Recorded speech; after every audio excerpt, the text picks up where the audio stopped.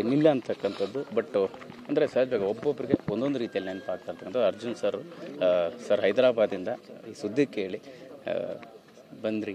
So ಮೊದಲನೇದಾಗಂದರೆ ಒಬ್ಬ ನಟಿಯಾಗಿ ಮಾತ್ರ ಅಲ್ಲ, ಬೇರೆ ಬೇರೆ ಕಾರಣಕ್ಕೆ ಅವ್ರು ನೆನಪಾಗ್ತಾರೆ. ನಿಮ್ಗೆ ಹೆಂಗೆ ನೆನಪಾಗ್ತಾರೆ ಅಂತ ಸರ್? ಇಲ್ಲ, ನಾನು ಇದನ್ನೇ ಹೇಳಿದೆ. ಇವಾಗ ಅವ್ರಿಗೆ ಹೇಳ್ತಾ ಇದ್ದಾಗೆ, ಇವಾಗ ನಾವು ಎಲ್ಲಿಂದನೋ ಅಯ್ಯೋ ಸರೋಜಮ್ನವ್ರು ಇಲ್ಲ ಅಂತ ಓಡೋಡಿ ನಾವು ಬಂದಿದ್ದೀವಿ. ಆದರೆ ಇದು ದೊಡ್ಡ ವಿಚಾರ ಅಲ್ಲ. ಯಾಕೆ ಬಂದಿದ್ದೀವಿ ಅಂತಂದರೆ ಅವರ ಒಂದು ವ್ಯಕ್ತಿತ್ವ. ವ್ಯಕ್ತಿಗಳು ತುಂಬ ಜನ ಇರ್ತಾರೆ, ವ್ಯಕ್ತಿತ್ವ ಇರುವಂಥ ವ್ಯಕ್ತಿಗಳು ಅನ್ನೋದು ತುಂಬ ವಿರಳ. ಅದೇ ಆ ಕಾಂಬಿನೇಷನ್ನೇ ಬೇರೆ. ಎಷ್ಟು ಒಳ್ಳೆ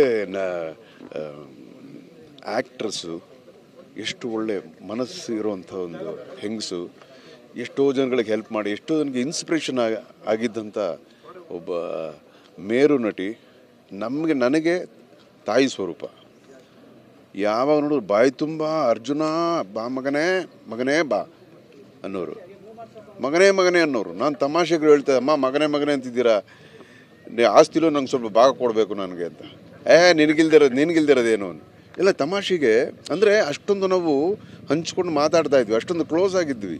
ಅವ್ರು ಪ್ರತಿ ಸರಿ ಅವರು ಬಂದಾಗ ಕೂಡ ಈ ಚೆನ್ನೈಗೆ ಬಂದಾಗ ನಮಗೆ ಹಬ್ಬ ನೋಡಿ. ಇದು ಈ ಥರ ಫೀಲಿಂಗ್ ಎಲ್ಲ ಎಲ್ಲರಿಗೂ ನಮಗೆ ಬರಲ್ಲ. ಅವ್ರು ಬಂದರು ಅಂದರೆ ಸರಿ, ಎಲ್ಲಿದ್ದೀರ ಮಾಮ, ನೀವು ಎಲ್ಲಿದ್ದೀರ, ನಾನೇ ಬಂದು ಕರ್ಕೊಂಡು ಹೋಗ್ತೀನಿ ಅಂತ. ನಮಗೇನೋ ಒಂದು ಹಬ್ಬ ಮನೆಗೆ, ಅಯ್ಯೋ ಅವ್ರು ಕರ್ಕೊಂಬರೋಣ ಇವತ್ತು, ಅಮ್ಮ ಅವ್ರು ಬಂದಿದ್ದಾರಂತೆ ಇಲ್ಲಿಗೆ ಅಂದರೆ. ಯಾಕೆ ನಮ್ಗೆ ಹಂಗೆಲ್ಲ ಅನ್ನಿಸ್ತು ಅಂತಂದರೆ ಅವ್ರ ಗುಣ. ಅವ್ರು ನಮ್ಮನ್ನು ಹೇಗೆ ಅವ್ರು ನೋಡ್ತಾ ಇದ್ರು, ಹೆಂಗೆ ಮಾತಾಡ್ತಾ ಇದ್ರು. ಏನೋ ಒಬ್ಬರು ಸೆಲೆಬ್ರಿಟಿ ಹತ್ರ ಅಲ್ಲ ಅವರು, ಪ್ರತಿಯೊಬ್ಬರ ಹತ್ರ, ಕೆಲಸದವ್ರ ಹತ್ರನೂ ಹಾಗೆ, ಎಲ್ರಿಗೂ ಹಾಗೆ.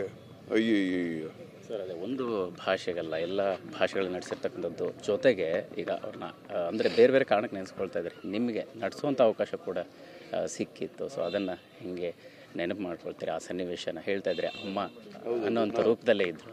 ಹೌದೌದು. ನಾನು ಆಗ ಫಸ್ಟ್ ನಾನು ಅವ್ರನ್ನ ಭೇಟಿ ಮಾಡಿದ್ದು ಒಂದು ಪಿಕ್ಚರ್ನಲ್ಲಿ ಆ್ಯಕ್ಟ್ ಮಾಡೋಕ್ಕೆ. AVM ಪಿಕ್ಚರ್ಸ್, ತಮಿಳ್ ಪಿಕ್ಚರು 1988 ಅವಾಗ ಆ ಒಂದು ಪಿಕ್ಚರ್ನಲ್ಲಿ ನನಗೆ ತಾಯಿ ಪಾತ್ರ ಮಾಡಿದ್ರು.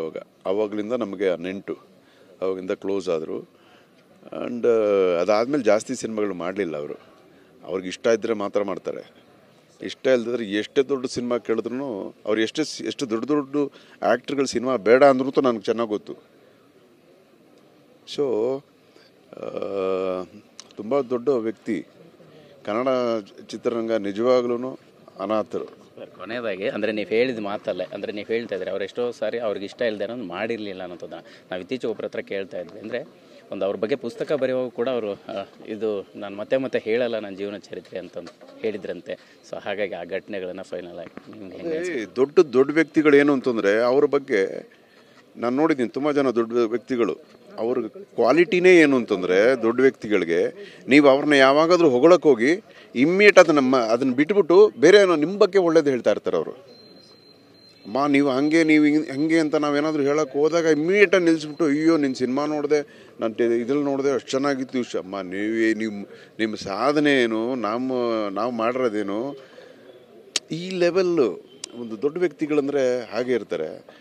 ಒಂದಲ್ಲ ಎರಡಲ್ಲ ನೋಡಿ, ನನ್ನ ಹೆಂಡತಿ, ನನ್ನ ಮಗಳು ಎಲ್ಲ ಬಂದಿರೋದು ಕಾರಣ ಅಂತಂದರೆ ಅಷ್ಟೊಂದು ಪ್ರೀತಿ ಕೊಟ್ಟಿದ್ದಾರೆ ಅವ್ರಿಗೆಲ್ಲ. ಇಡೀ ಕುಟುಂಬ ಬಂದಿರೋವಂಥದ್ದು.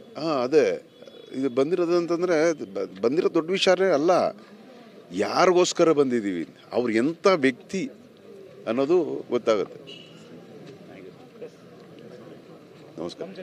ಎಸ್, ಇದಿಷ್ಟು ಅರ್ಜುನ್ ಸರ್ಜಾ ಅವರ ಮಾತಾಡಿರ್ತಕ್ಕಂಥದ್ದು. ಇಡೀ ಕುಟುಂಬ ಬಂದಿರುವಂಥದ್ದು ಸರೋಜಾದೇವಿ ಅವ್ರಿಗೋಸ್ಕರ ಅನ್ನೋ ರೀತಿಯಲ್ಲಿ ಮಾತನಾಡ್ತಕ್ಕಂಥದ್ದು. ಕ್ಯಾಮ್ರಾ ಪರ್ಸನ್ ಮುತ್ತು ಜೊತೆ ಮಾಲ್ತೇಶ್ ಜಗಿನ್, TV9 ಬೆಂಗಳೂರು.